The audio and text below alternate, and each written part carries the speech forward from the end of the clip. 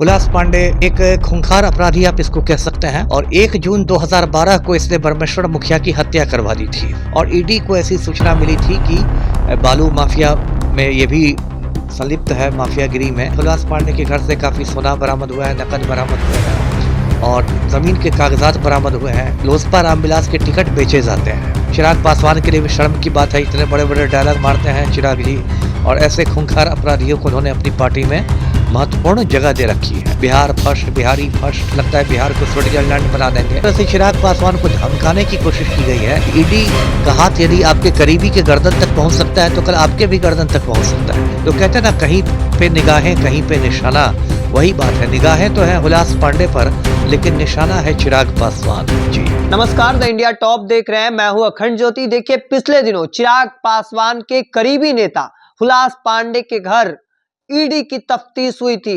एक तरीके से ईडी कई ठिकानों पर छापेमारी की थी, उनके एक साथ कई ठिकानों पर। हमारे साथ बातचीत करने के लिए आईपीएस अमिताभ दास है। किस तरीके से सर आप देखते हैं कि भारतीय जनता पार्टी अब किसी को भी बख्शने के मूड में नजर नहीं आ रही है? नहीं, बिल्कुल सही कहा आपने। ये परसों की बात है और ईडी जो कि एक केंद्रीय एजेंसी है, उसने हुलास पांडे के ठिकानों पर छापेमारी की है। बेंगलोर के भी ठिकाने पर और पटना में 2 ठिकानों पर छापेमारी है। एक तो गोला रोड पर उसका आवास है और दूसरा बोरिंग रोड पर कार्यालय है। अब हुलास पांडे के बारे में दर्शकों को थोड़ा बता दूं, ये लोजपा रामविलास का बड़ा नेता माना जाता है। चिराग पासवान के करीबियों में इसकी गिनती होती है और ये वर्तमान में लोजपा रामविलास के संसदीय बोर्ड का चेयरमैन है और एक खूंखार अपराधी आप इसको कह सकते हैं। और 1 जून 2012 को इसने परमेश्वर मुखिया की हत्या करवा दी थी, जो रणवीर सेना का सरगना हुआ करता था। वो खुद भी बहुत खूंखार आतंकवादी था। 1 जून 2012 को इसकी हत्या हुई। उसके बाद परमेश्वर मुखिया की हत्या की जांच सरकार ने सीबीआई को सौंपी। सीबीआई को कोई सुराग मिल नहीं रहा था। तब मैंने सीबीआई डायरेक्टर को पत्र लिखकर बताया था कि हुलास पांडे ने ही परमेश्वर मुखिया को मरवाया है। भोजपुर जिले में दोनों की वर्चस्व की लड़ाई चलती थी।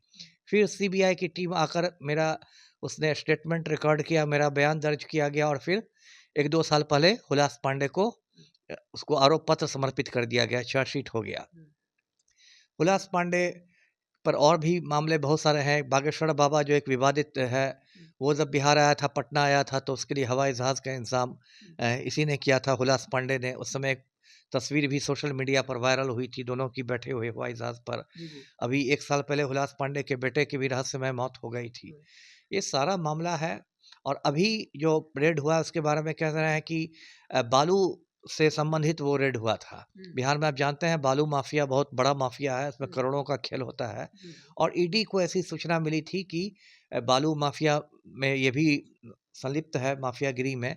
और ईडी का कहना है कि इसके घर से काफ़ी सोना, ऐसे आधिकारिक बात नहीं ईडी ने कही है, लेकिन जो सूत्र से पता चला है मुझे कि हुलास पांडे के घर से काफ़ी सोना बरामद हुआ है, नकद बरामद हुए हैं और ज़मीन के कागजात बरामद हुए हैं।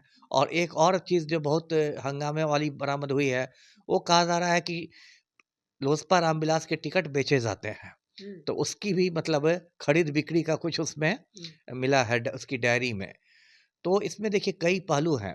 एक पहलू तो ये है कि ठीक है, सभी जानते हैं हुलास पांडे एक खूंखार अपराधी है। इसका बड़ा भाई सुनील पांडे भी खूंखार अपराधी है। सुनील पांडे को देखिए हाथ में AK-47 राइफल लिए हुए है और हुलास पांडे का भतीजा हाल में तरारी से विधायक चुना गया है, विशाल प्रशांत, भाजपा के ही टिकट पर।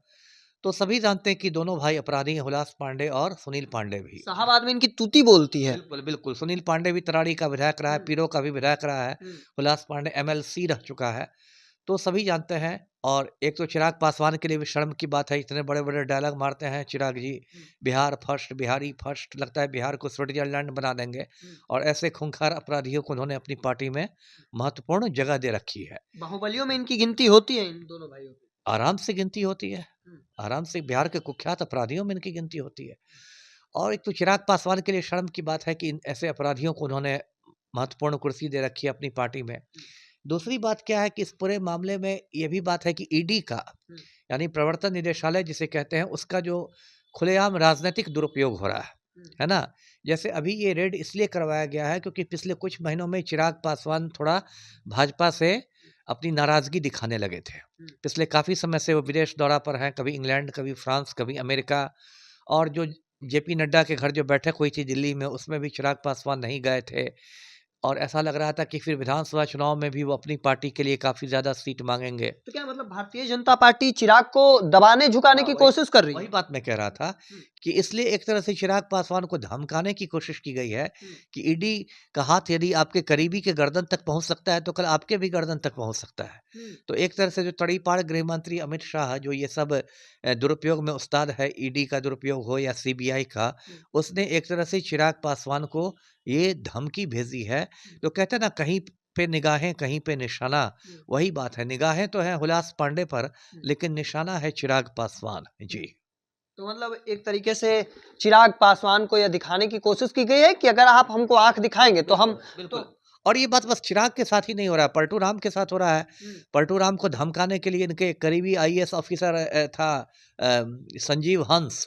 संजीव हंस पर ईडी ने रेड किया और संजीव हंस को बेउड जेल की हवा खिला दी गई है। तो वो पलटू राम को धमकाने के लिए ईडी की कार्रवाई थी। तो ये जो भाजपा ही अपने सहयोगियों को ईडी के माध्यम से, सीबीआई के माध्यम से, एनआईए के माध्यम से, सहयोगियों को भी और विपक्षी पार्टियों को भी धमकाती रहती है कि मेरे साथ आओ तब तो ठीक है, नहीं तो फंसा दिए जाओगे जी। मतलब एक तरीके से सभी को कमजोर करने की भी साजिश बिल्कुल बिल्कुल, ये राजनीतिक दुरुपयोग है, ऐसा नहीं होना चाहिए। ईडी को ईमानदारी से काम करना चाहिए। ईडी कोई भाजपा का विंग नहीं है, लेकिन ईडी का भी राजनीतिक ये हो गया है, राजनीतिकरण हो गया है जी। लेकिन आप लोग कई दफे विपक्ष आरोप लगाता रहा है कि केवल विपक्ष के ऊपर निशाना साधा जाता रहा, लेकिन इस बार तो सत्ता पक्ष पर भी निशाने हैं। नहीं नहीं, लेकिन सत्ता पक्ष है, लेकिन गैर भाजपा है ना। सत्ता पक्ष है लेकिन भाजपा देना है, गैर भाजपा है। अच्छा। जैसे लोजपा रामविलास भाजपा पार्टी तो नहीं, दूसरी पार्टी है। या जदयू भाजपा नहीं है। मैंने कहा ना कि भाजपा के सहयोगियों को भी डराया धमकाया जाता है। विपक्षी पार्टियों को तो डराया ही जाता है, भाजपा के सहयोगियों को भी डराया जाता है कि भाई हमारे साथ रहो, नहीं तो फंसा दिए जाओगे जी। तो चलिए, हमारे साथ पूर्व आईपीएस अमिताभ दास थे। सीधे तौर पर बड़ा खुलासा कर रहे हैं कि अगर आप विपक्षी पार्टी हैं तो वो तो है ही, साथ ही साथ अगर आप भारतीय जनता पार्टी के सहयोगी भी हैं और भारतीय जनता पार्टी को अगर आंख दिखाने की कोशिश करेंगे, उन्हें अपना ताकत दिखाने का कोशिश करेंगे, तो आपको भी ईडी सीबीआई के रडार पर आ सकते हैं। तो देखिए, पूर्व आईपीएस अमिताभ दास थे, क्या कुछ कह रहे थे वो अभी आपने सुना।